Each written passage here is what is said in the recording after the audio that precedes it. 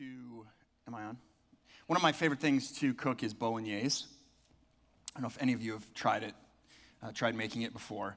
It's quite the process. Like, it takes hours. And I didn't really know that going into it, but I was like, I'm gonna make bolognese because that's what real chefs do. And you know, these hours of simmering, and it's quite the process. And then you go to serve it, and at least in our house, it's like dinner is done in 3 minutes. And I'm like, what did I do? Because I know I stood in that kitchen for 3 hours and I watched the thing bubble and kept, you know, adjusting seasonings and spices and the heat and all of that stuff. I knew what went into it. And then it gets eaten so fast. So I just wanted to start off. I'm going to pray that we wouldn't, because I know our lives. I mean, in like, 40 minutes, my entire family, that entire row is going to leave to go to a soccer game. I know our lives. I know often how we show up to Sunday morning with a million things. Those things don't stop at the door. They're in our heads, and they're in our weeks. So let me just pray for us that we would be able to allow the space to we're going to talk a lot about food today. So that we're going to be able to kind of savor this, okay? Pray with me. God, we love you, and we know that the message that you've given us is incredibly rich, and it sustains us forever, and that we have a taste of it even here this morning, even here on earth. And so I just pray that even though we don't have a ton of time necessarily, that quality of time, that we would just tune our hearts to you in a way that is exactly what we need, and that you would show up in exactly as you are, that we would sense that. We love you in your name. Amen. So today obviously feels like fall for the first time in a long time. And with fall starting in our house, in our lives, we knew we needed to simplify a few things. And our kids are all of the age now that we felt like we don't need to cook them breakfast every single morning. We kind of went overboard with it anyways. And we were like, you know what? We're going to implement, it was Whitney's genius idea, kids' choice breakfast. So they get to choose. We allow them to make their own. Now, my breakfast, my kind of kids' choice breakfast as a kid was either like grape nuts or Life cereal. Like, those were my options, but not our kids. They're choosing like acai bowls with chia seeds and almond butter and fresh cut strawberries and bananas, or they're making themselves like avocado toast on sourdough with everything bagel seasoning and heirloom tomatoes. And I'm like, what's happening? We didn't anticipate this was going to be kids' choice breakfast. But it is, if I'm honest, partially my fault because I do love food. And so my kids love food. We've always said we don't eat to live, but we live to eat. And it's really, if I'm honest, it's just because I'm trying to be like Jesus. Because I think Jesus loved food. I mean, he was constantly either on his way to a meal or at a meal or leaving a meal. He used food and meals for parables and telling stories. He was at parties and feasts and festivals all the time. So I'm just asking, what would Jesus do, right? So it seems like he would love food. So you can imagine my surprise when I was reading through today's passage for this message. Let me read it to you, John 6. That evening, Jesus' disciples went down to the shore to wait for him. But as darkness fell and Jesus still hadn't come back, they got into the boat and headed across the lake toward Capernaum. Soon a gale swept down upon them and the sea grew very rough. They had rowed 3 or 4 miles when suddenly they saw Jesus walking on the water toward the boat. They were terrified, but he called out to them, "Don't be afraid, I am here." Then they were eager to let him in the boat, and immediately they arrived at their destination. And I'm just thinking, okay, well, this can't be right, because if Jesus is there, where's the food? So I'm like, okay, I must be missing something. Let me look around that passage. And sure enough, the section before, Jesus feeds the 5,000. I'm like, that's it. That's the one. We made a fish sandwich picnic from last week. We chatted about that. And then I kept looking. And sure enough, the next section, Jesus, the bread of life. So now I'm thrilled because not only is bread involved, it's bread on both sides. We've got a sermon sandwich, right? So now I'm pumped. I joke, but the sermon sandwich, it's actually legit because it's this literary method. Okay, it's using this metaphor of bread to bookend this incredible faith-building bridge in between. And we're going to take a look at that today. And you know why I think that Jesus so often used food to communicate and to teach? Because he knew it worked. It connected him to people. It connected people with each other. It connected us with real life. It shaped his message clearly, and then it helped people to remember. The reality is, I know this, okay? I know most of you, as sad as it is, are going to forget the bulk of what we talk about this morning. It's just true. So remember the sandwich. And sometime throughout the week, maybe you're going to chuckle, and that's fine. But God is trying to say something to you today. So if all you remember down the week is the sandwich, and that triggers the thought, that thing that he's moving in your life, let that be true today. So let's set the stage a little bit. By the way, my name is Michael Larson. I'm a volunteer here at the Well. I've got the honor and privilege to help us continue in our series that we've titled Third Time's the Charm. We're taking a look at Jesus' kind of third circuit around Galilee, and we see something really building here. There was this big thing coming. Now, we know that Jesus was going to die, and he wanted people to be prepared for that, to see his death not as an end, but as a beginning, not a loss, but the biggest victory of all time.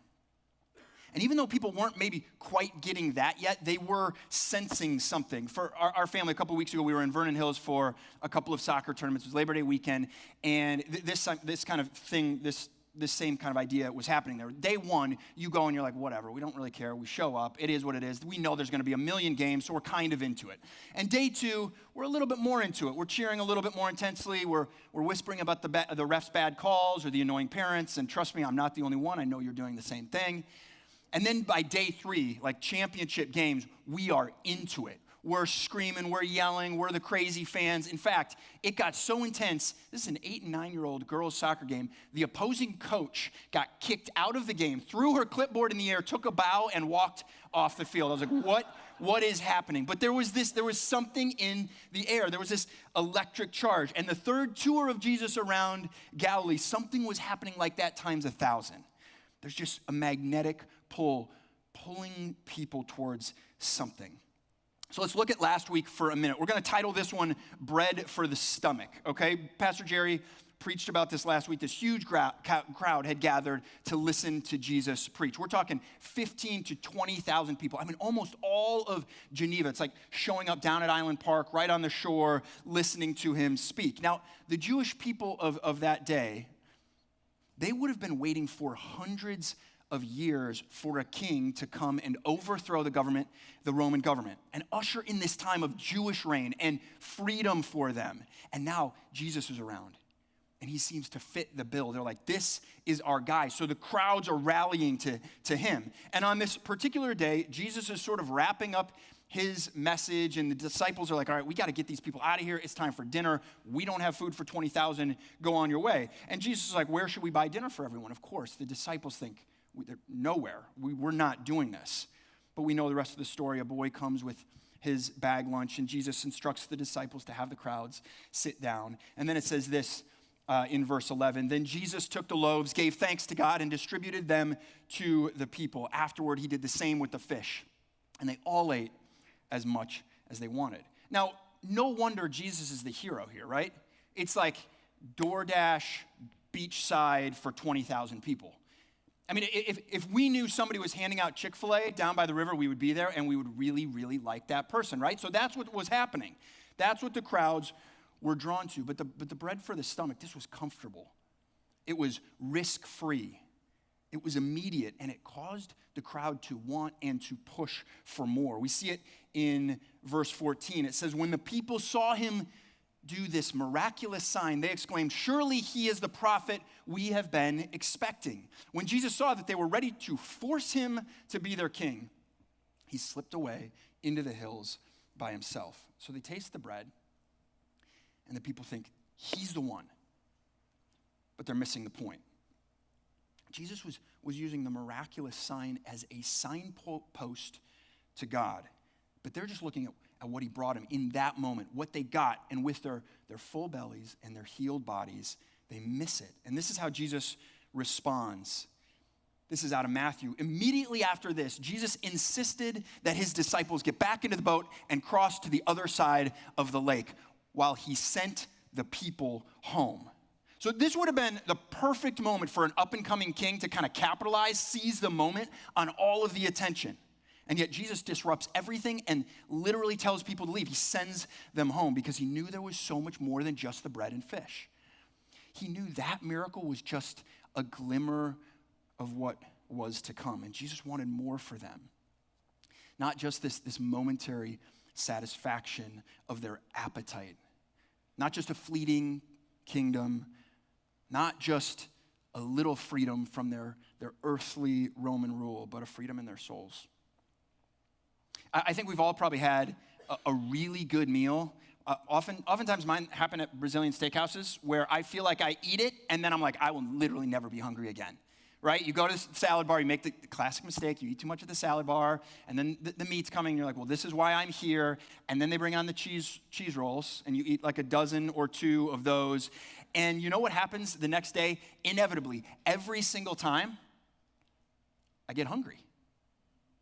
And I think we all know this on a deeper level as well. We've all taken kind of a bite out of the bread of this world, and it leaves us hungrier than we were before. I don't know where you're at. Maybe you're trying to fill up on something, making money, spending it, saving it. Maybe you're trying to find that in relationships or food or family or sex or alcohol. I don't know what it is. But we're trying to find this fleeting satisfaction that pales in comparison to what Jesus is offering. One year as a kid, my family took a trip to Southern California, and I'm a pastor's kid, so we didn't have like these ultra vacations. We always went on one, but we were trying to be reasonable and trying to pinch pennies. And so in Southern California, we were close to Disneyland, but it was pretty pricey. So my parents were like, all right, you know what? We're going to go to Knott's Berry Farm. Raise your hand if you've heard of Knott's Berry Farm. Okay, that's like 8 more people than I thought would have heard of Knott's Berry Farm. So Knott's Berry Farm, just to describe it to you, so think Disneyland, but way worse. Okay, just like, so take all the great things, like all the world-class, everything that Disneyland has to offer and substitute it with like jams and jellies and a couple of roller coasters. That's what it was. So we're telling this guy our sob story at this hotel. My parents struck up conversation with this guy, and he was like mortified. He literally said, I am buying you tickets to Disneyland. You have to go to Disneyland. Because he couldn't fathom that we were that close to kind of the standard for the experience and that we were going to choose something else. The people that just ate the bread that Jesus had, that was sitting on the shore, they were settling for that Knott's Berry Farm when Disneyland was right there within reach, times a million. And Jesus, he couldn't let them. It broke his heart that they would settle for that because he knew the bread for the stomach would never be enough. He was showing them who he was, but they just weren't seeing that in him. So he stopped them. He disrupted them. And I think sometimes we feel like that. We feel like he's stealing something good from us, kind of upsetting the apple cart of our own life plans. And yet it's because there's so much more than that he does that for us. So why is he doing that? Why is he disrupting? What does he want them to have instead? So we're going to jump now to verse 26. Jesus replied, I tell you the truth, you want to be with me because I fed you, not because you understood the miraculous signs. Jesus said, I tell you the truth, Moses didn't give you bread from heaven, my Father did. And now he offers you the true bread from heaven. The true bread of God is the one who comes down from heaven and gives life to the world. Sir, they said, give us that bread every day. Jesus replied, I am the bread of life. Whoever comes to me will never be hungry again. Whoever believes in me will never be thirsty. He wanted them to taste the bread for the soul.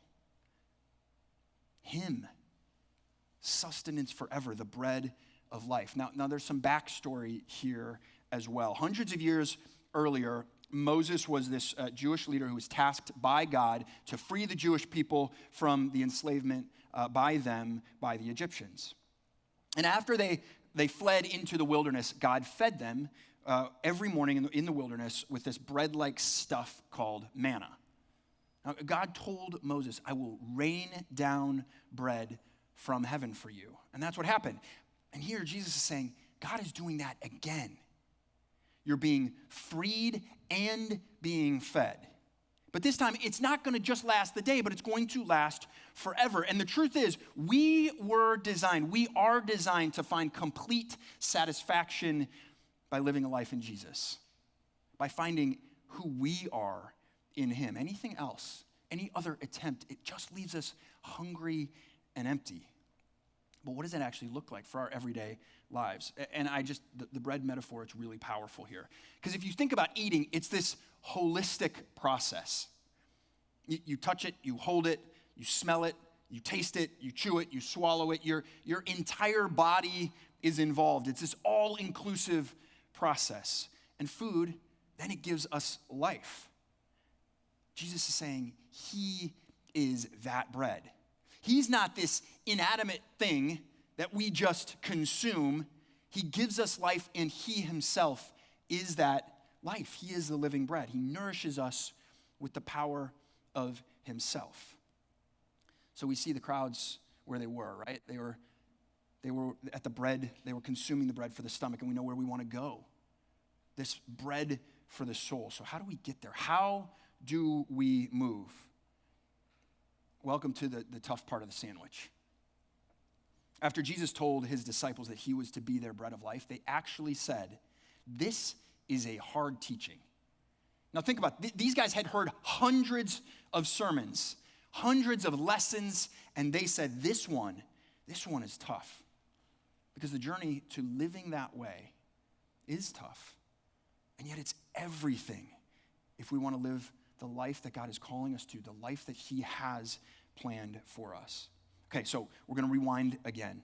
This passage, it's right after the feeding of the 5,000. That evening, Jesus' disciples went down to the shore to wait for him. But as darkness fell and Jesus still hadn't come back, they got into the boat and headed across the lake toward Capernaum. Soon, a gale swept down upon them, and the sea grew very rough. They had rowed 3 or 4 miles when suddenly they saw Jesus was walking on the water toward the boat. They were terrified, but he called out to them, "Don't be afraid, I am here." Then they were eager to let him in the boat, and immediately they arrived at their destination. So here's the reality. The path from the bread for the stomach to the bread for the soul happens on the water. Jesus takes the disciples on this journey to deepen their understanding of who he is and what they need, but it's not an easy one. This is a shift of mindset from earthly satisfaction to eternal sustenance. I've got an image here that maybe will help us kind of view how this works. This is how humans work here. So we're in this comfort zone, and we go through the liminal space. That's where growth happens, and into another comfort zone, okay? We all, at times, live in our comfort zone. There are a lot of people out there that are like, get out of your comfort zone. You know what? Sometimes comfort zones are great. You heal, you rest, you avoid burnout. That's okay. However, we can't grow there. Now, liminal space, that's what's between. That word liminal actually has its root in Latin, meaning threshold. So there's this idea that we're stepping over something and into something new and hopefully something better. And that's where we grow, between the comfort zones. I've actually got this great definition from author Karl Martin. It says this: liminal space is essentially an off-balance moment, a space of natural uncertainty. It carries a chaotic quality and also the seeds of creative possibility. Every dance starts off balance. Every adventure is launched with a gulp of courage and a leap of faith. Every masterpiece is created in the movement from the unknown to the known. It is the space that gets you to every other space. It's the space where you can choose to do things differently and set a new course. Now, the chaos of the open sea, the storm, the literal off-balance moment in the boat, that was liminal space. Jesus was setting a new course for his disciples. He was pushing them from the comfort zone of the miracle of bread and into something greater. The journey actually started with Jesus prompting them to leave the shore. In Matthew, it actually uses the words insisted that his disciples get back into the boat. So the movement of their hearts actually begins with the movement of their bodies. And then we see trouble kicks in. Matthew 14:24, it says, "Meanwhile, the disciples were in trouble, far away from land, for a strong wind had risen, and they were fighting heavy waves. About 3 o'clock in the morning, Jesus comes towards them, walking on the water. So now, they're sitting out there, and they're in the sea. Now, the sea at that time would have represented something very different than we kind of envision the sea today, because there's something chaotic about it, mysterious about it, almost the unknown. In fact, from the very beginning of Scripture, that's often how water was viewed by the Jewish people. So the minute we start hearing about that, we're out on the open water, there would be almost this expectation that some sort of trouble was coming. This wasn't the day at the beach that we envision today. So they're 3 or 4 miles out, and they're stuck. They're frustrated. They're trapped by the wind. In fact, Mark says they were straining against the oars. I just love that image, right? You can feel the resistance in this path to a deeper understanding of who Jesus is. And I think we get that. That metaphor, that's easy. Straining against the oars. I'm sure all of us at one point or another feel like we're straining against the oars. And I get that feeling, and I hate it. I'd rather jump from bread to bread without the inconvenience of getting wet, without battling wind and waves. And yet Jesus knew the importance of that storm, this stretching of faith.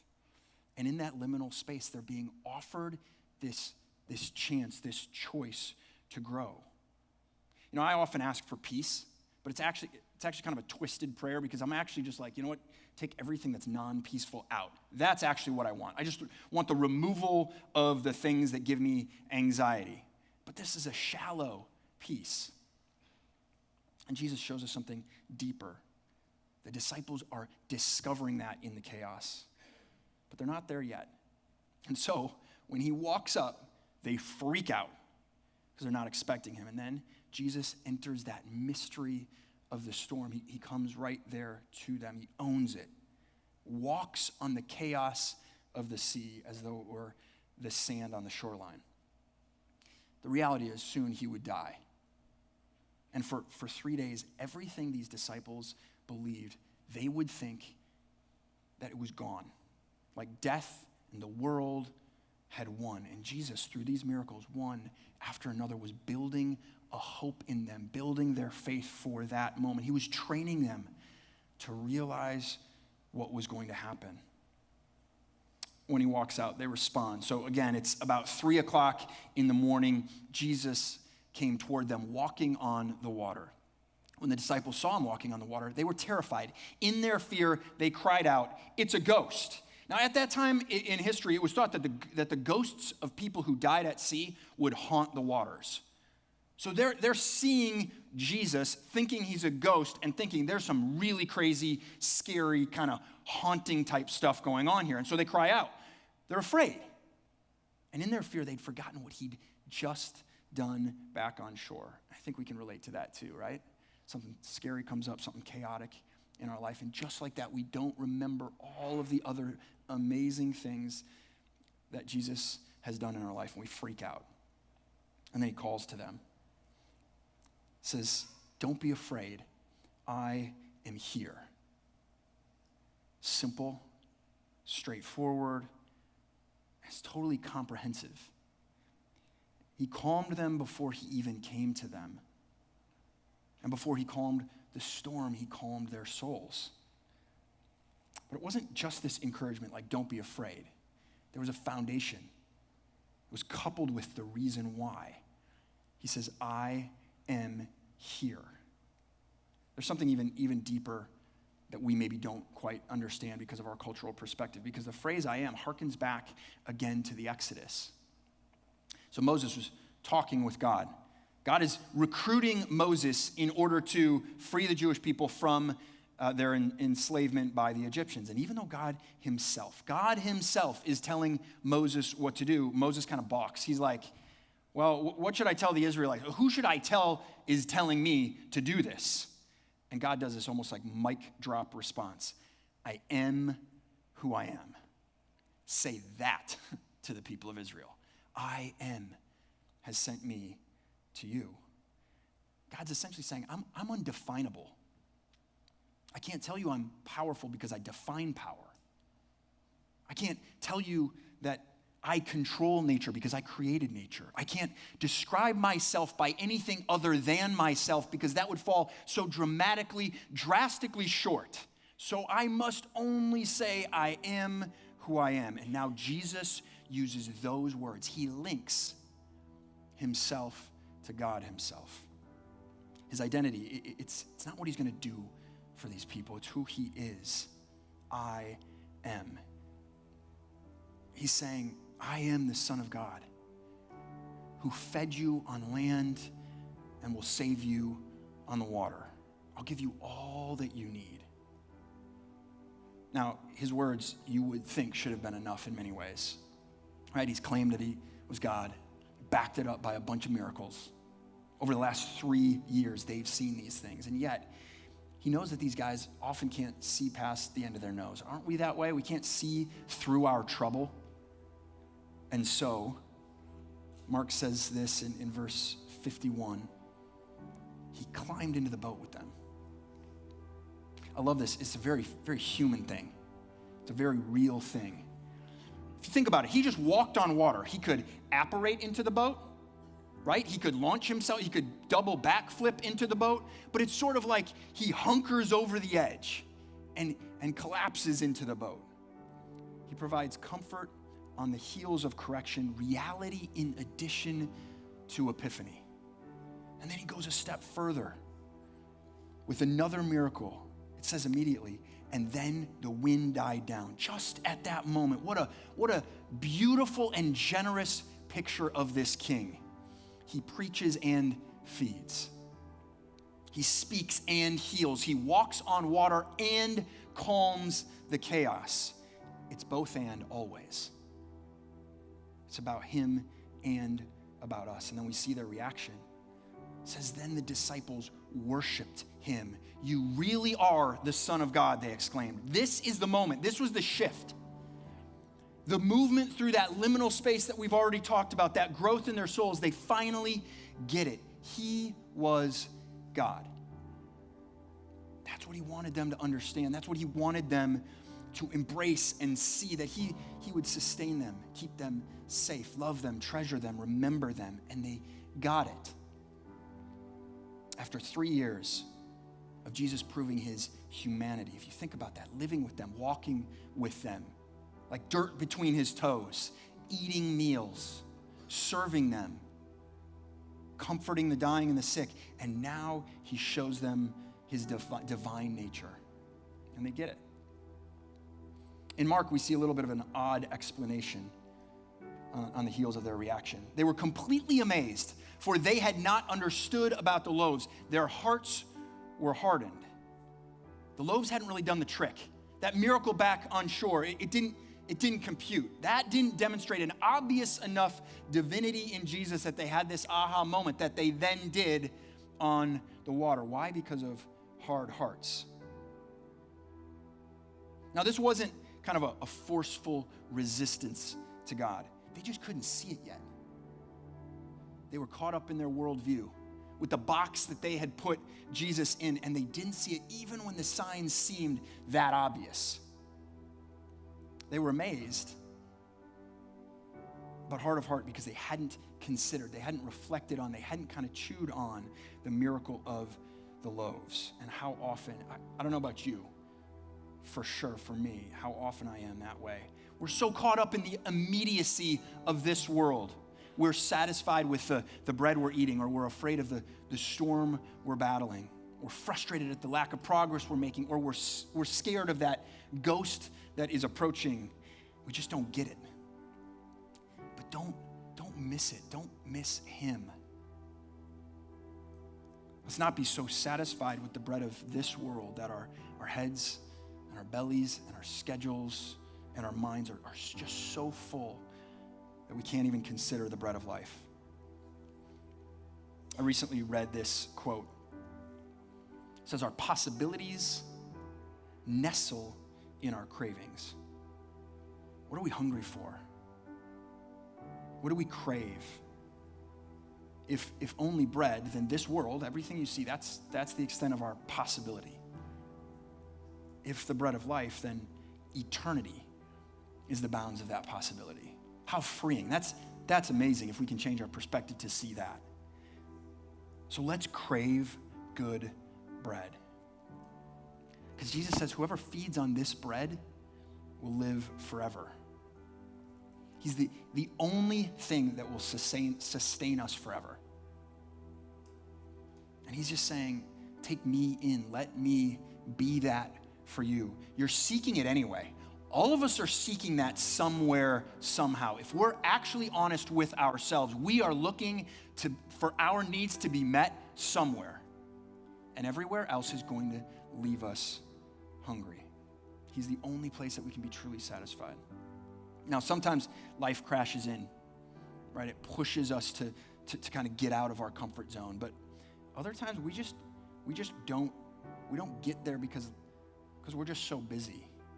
We don't see God walking on the water. We don't see him working miracles. We don't see him working in our lives. Sometimes we actually need to disrupt our own hurry, our own focus on the wrong things, our own habits. Sometimes I think we need slow food and silent walks. Slow food was a movement that started in the 80s. It was kind of this revolt against an ever faster production and consumption of food. I think we can see this glaringly today. And they kind of drew this line in the sand. It was a group of people that said, no more. We're going to take our time using great ingredients to make good food over time, and then we're going to savor that with time together. And I think our lives need a little bit of that slow food revolution. We are metaphorically choking on the fast food that's instantly available at the expense of the bread of life that will actually fill us up.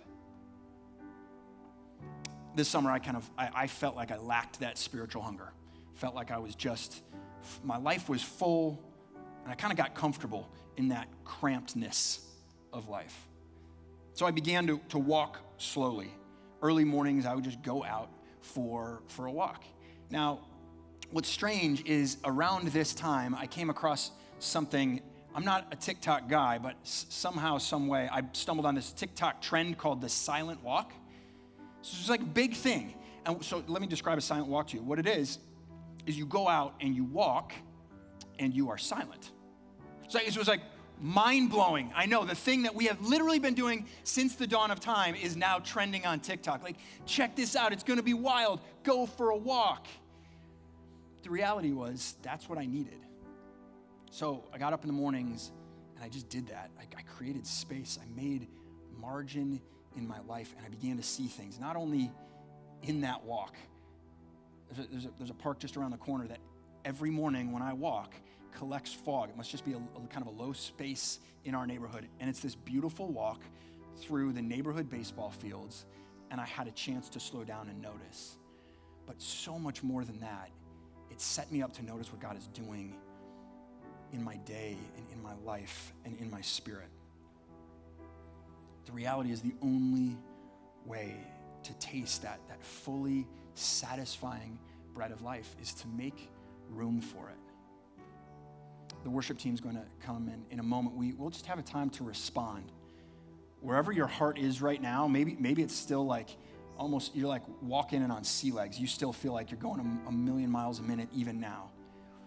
Or maybe you feel really settled and really like open to receiving God. Wherever you're at, we've just got a few stations around the auditorium for you to engage God in whatever way that he's asking you to do that. We're going to have prayer partners up here. Feel free to go to the stations. You can light a candle as a prayer. You can write down a prayer and post it on the cross, whatever you need. But I would just ask you, just be open and take this space. We've given you this not just for this. The next few minutes aren't just so that you make sure that, in 7 days, I'll make sure to have 3 minutes of quiet again. Use this as a model for what you need, for allowing God to enter in. Give him the space for you to be truly satisfied. Would you pray with me? God, I pray first that we would just believe that all of that's true. The reality is I don't believe all the time that you will satisfy me completely, and so I try to be filled up elsewhere. And And there are so many things that are so distracting and so many things that honestly fill us up for a minute. And so I pray just against those things. I pray that we can still get joy out of the things of this world. You're not calling us to hate those things either. You've given us those things. But I pray that we would put them in the right place and replace them, our dependence on those things, with you. So God, wherever we are this morning, I pray that you would meet us in that way, that we would elbow out, even for a few minutes, some space for you to do that. And that we would see that you change us in this moment and in other moments throughout our week and throughout our life, that we allow that space to come. I pray that we would see you on the shoreline when you're giving us good gifts, that we would see you as the bread of life, and that we would see you in the chaos of the waters between. We love you. In your name, amen.